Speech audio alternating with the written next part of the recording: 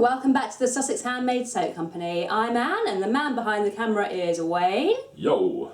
And today we are going to be doing a naturally coloured soap. We are trying to achieve a green and purple colour.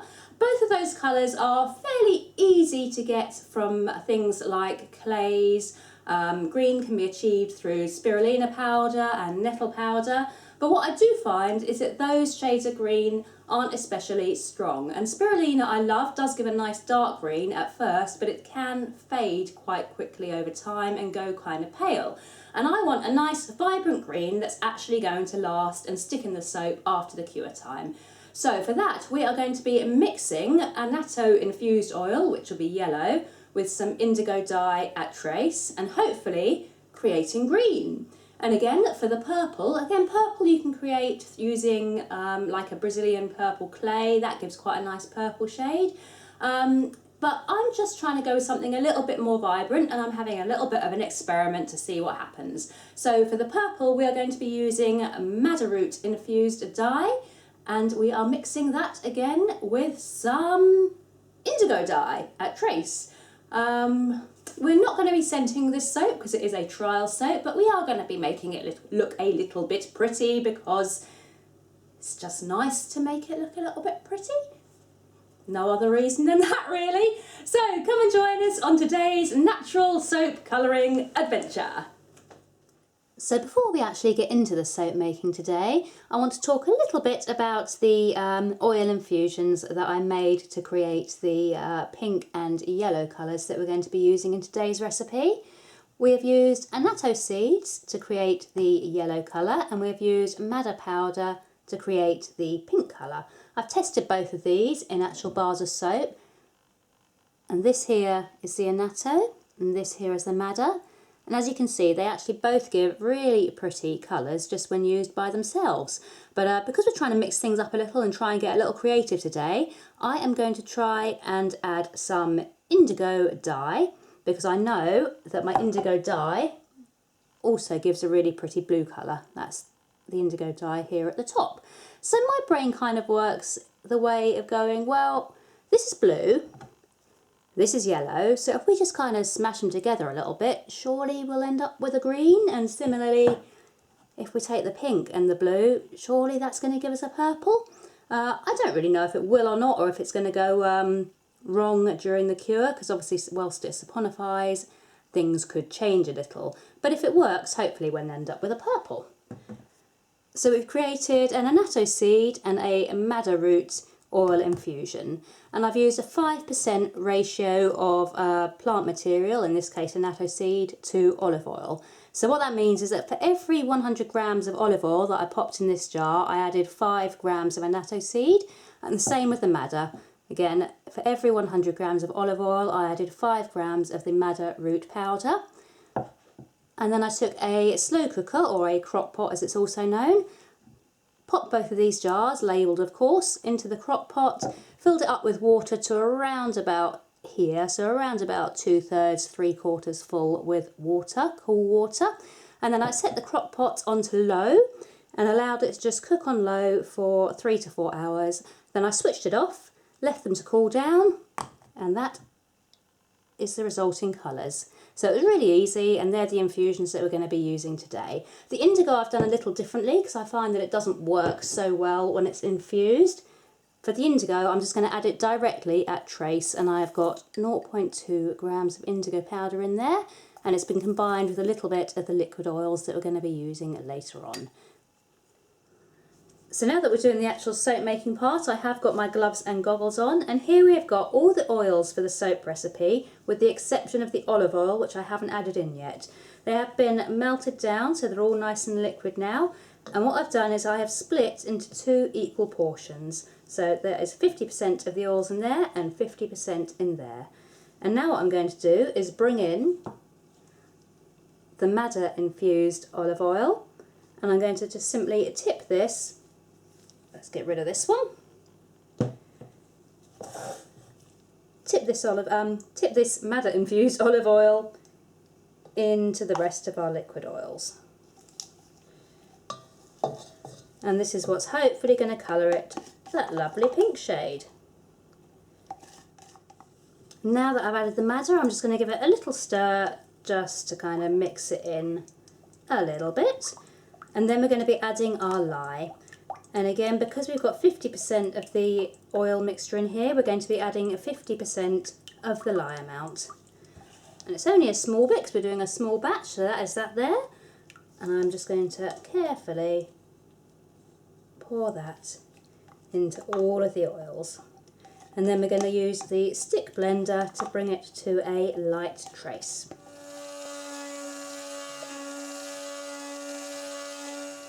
So now we've got this really pretty pale pink colour, and if I was to pour the soap like this, after saponification and a little bit of curing, it would probably turn out a shade similar to this. But because we are not wanting pink today, we're not going to stop there. So we're going to pop this one to one side, and we're going to bring back in the other 50% of our oils. And we're also going to bring back in the olive oil, because remember, this has not got olive oil added into it yet, so we need to combine it with the olive oil, which we shall do now. And now I need to add in the other 50% of the cooled lye water. We're working at a temperature of around about 110 degrees Fahrenheit for both the oils and the lye water today as well, by the way.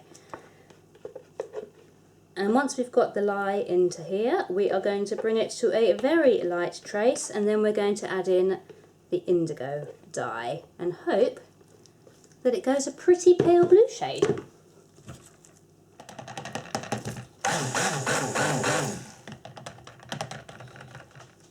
So here is our indigo, which we have mixed, as I said, with a little bit of the liquid olive oil that went into this batch here. We are using 0.2 grams of indigo dye, and that is roughly 1% of the weight of the total oils that have gone into this portion. No, it's not. It's 0.1% ratio. Sorry about that. We are using a ratio of 0.1%. I'm just going to try and scrape as much out as possible. Then we're going to give it another whiz with the stick blender, and hopefully it'll be a pretty blue colour. It may be that we add a little bit more indigo in. So I'm more than happy with that colour. It's a pretty pale blue, and hopefully it will combine and make a purple. So we're going to bring back in the madder. So we've got our 50% with the madder, and we've got our 50% with the indigo, and now all I'm going to do is tip the indigo coloured portion into the madder coloured portion, and this is where I'm hoping it's going to turn purple. To be honest, I haven't seen a lot of people mixing natural colourants like this, which does make me think there probably is a very valid reason why it's not done and it doesn't work. But I thought, hey ho, let's give it a go. And if it doesn't work, then all I'm doing is saving you guys time with trying this yourself. And if it does work, even better, because then hopefully we will have a good idea of how to create a pretty purple that doesn't fade. Because neither indigo nor madder fade too badly for me, so I'm hoping this will be a purple that will be quite vibrant and will stick. But we'll see. So there we go, and it has turned purple. Admittedly, it's not the most vibrant shade of purple. It's more like a pale sort of lilac colour, really. I was hoping it would be a little brighter, but, you know, I'm still happy with the colour that it's turned at the moment. So we'll get it into the mould. And again, there is a fair chance that while it is curing or saponification is taking place, that this purple colour could come out completely different to the colour it is now. So I'm not going to get too excited about it at the minute, because chances are, once we unmould and we've got the finished soap bars, we'll be looking at something completely different to what we've got right now. So there we go, that is our lower layer, and we're now going to pop this to one side to firm up a little, and we're going to get started on trying to create a green layer to go on the top. This isn't necessarily going to be the most beautiful of soaps, to be honest. Purple and green, strange combination, but it's mainly about testing out the colours today, not about the actual prettiness of the bar. So let's move on. So now we're on to the second soap colour that we're going to try and do, and that is green. And again, we have got 50% of all the oils except for the olive oil in each of these, and we are going to add our Annatto infused olive oil. Isn't that the most gorgeous colour? into these oils here. So again, we'll get rid of this jug and concentrate on this one for the moment. And Annatto gives such a gorgeous yellow colour, anything from sort of the palest yellows right up to kind of golden, sunny, bright yellows, just depending on the amount that you actually use. And again, I'm going to mix it in just a little, then I'm going to add the cooled lye water, which is just here, carefully into the liquid oils with Annatto. And then as before, like we did with the last layers, we are going to whisk this to a light trace. There we go, beautiful. Now we're going to work on the next portion of the batter. And this is the portion where we're going to use our uncoloured olive oil, just adding that in first.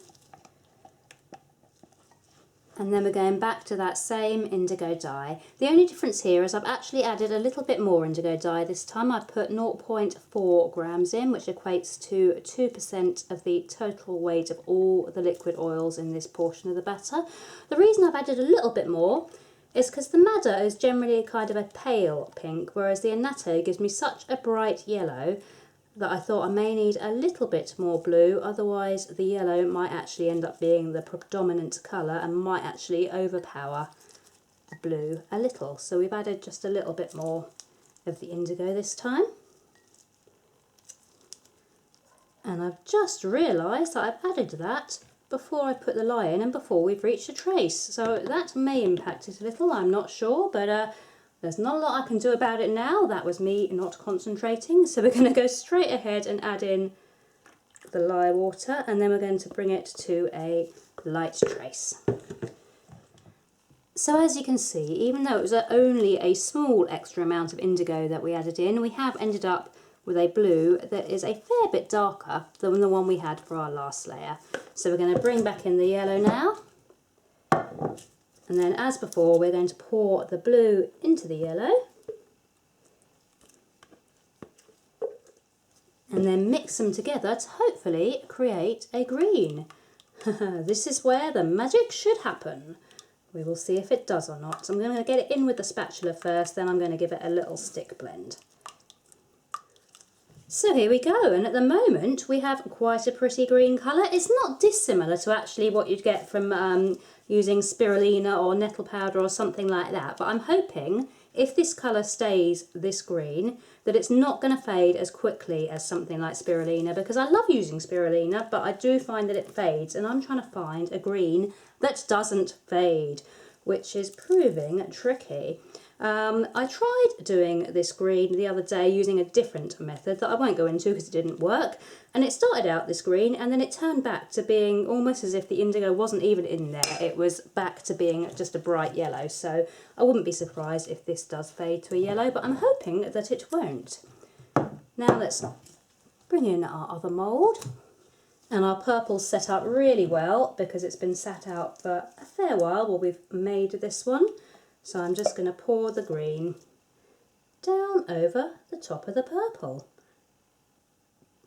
So the soap is set up now and we are ready to texture. Excuse this little messy bit here, I was just trying out a few little different texturing designs, but I have decided that today we're going to go with just the back of the spoon and pulling it just up to one corner, or one side should I say. Really simple, really easy, really effective. What is not to love about that? Except I pulled that a little too much. Nice thing is if you make a mistake you can kind of just pull it back and start again. There we go, textured top. And now we're going to add in these really pretty Globe Amaranth flowers. And I've chosen these ones for today's soap because obviously I was hoping for a purple that was a little more vibrant than the one we got, but these have got the purple and green on them, so I thought that would hopefully tie the two coloured layers together. And all I'm going to do is take one flower and just press it down into the centre of where each bar's going to be cut. And I think these actually look really, really pretty with the shade of green that we have currently got going on. I say currently because, as I said earlier, it could well change. It might be that we cut it tomorrow and it's bright yellow or something like that. The whole point of experimenting is it kind of tells you what you're going to end up with. If you don't try it, you're never going to know, are you? So I'm giving it a go, and I'm hoping that this green colour is going to stay this green colour, because I quite like it.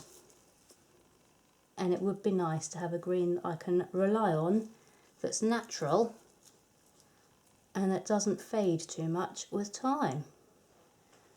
So here we go. Here is our experimental purple and green, at the moment, 2-layered soap loaf topped with the Globe Amaranth flowers. We'll be back tomorrow when hopefully it will still be this colour, and then we shall chop it up and see what it's like on the inside, see how that purple's turned out. So we've got the finished soap here now. We have unmoulded it and we have cut it, and I've got to say this soap has really, really surprised me. And it surprised me in the sense that I really like it. There we go, that's how it's turned out. And I'm really, really happy with the actual purple and the green. As you can see, they have both stayed purple and green. This has not changed to yellow, and this has not changed to just a pink or a blue. So that is brilliant. As I say, I wasn't sure about putting the purple and the green together, but actually, I think it really works. I think it looks like some kind of posh dessert that you'd find in like some French bakery or patisserie or something like that. I really like it. Let me show you another bar. They're all kind of the same, but there we go. That's another one there. I think the little purple Globe Amaranth on top really finishes it off nicely. And just to point out, you can see these little orange flecks in the soap. I would just like to say those are not the dreaded orange spots that you can get when you're using oils that are past their use by date. These are actually just flecks of that annatto that we used, so they are nothing to worry about. And as you can see, they're not present in the purple layer, only in the green layer, because we only used the annatto in the green layer. So yeah, just not a lot else to say about today's soap, other than very happy with how it's turned out. The colours have worked exactly how I was hoping. They're nice and vibrant and bright, and hopefully they're not going to fade. And yeah, loving today's design. So here are the final soaps after they've been unmoulded, cut and left to cure for, it's probably been about a week, week and a half since I made these now. I am so happy with this design. I really wasn't sure about whether the purple and green colours were going to suit, but they kind of did. I think they kind of go together, and I think the little purple amaranth flower on the top really finishes them off nicely. So we're actually going to revisit these colours in another video in the future. Hopefully a soap that we can actually then sell, because this one we can't sell because it hasn't been assessed. But we're going to try and create a soap that we can sell using this colour scheme, because actually I really like it. So we'll give it another go. But thank you for watching today. Let us know what you think. Let us know what colourants, natural colourants you guys have had success with, because we're always looking for other natural colourants to be able to play around with. I say the purple and the green I'm just really pleased with, and this green hasn't faded yet. It has only been about a week and a half, but it hasn't faded yet, so that's a good sign. And the purple I just like. It's very similar to the purple clay, but just seems to be a little bit brighter. But then again, maybe that's just my imagination. Who knows? Thank you for watching today. It has been a pleasure to have you with us as always.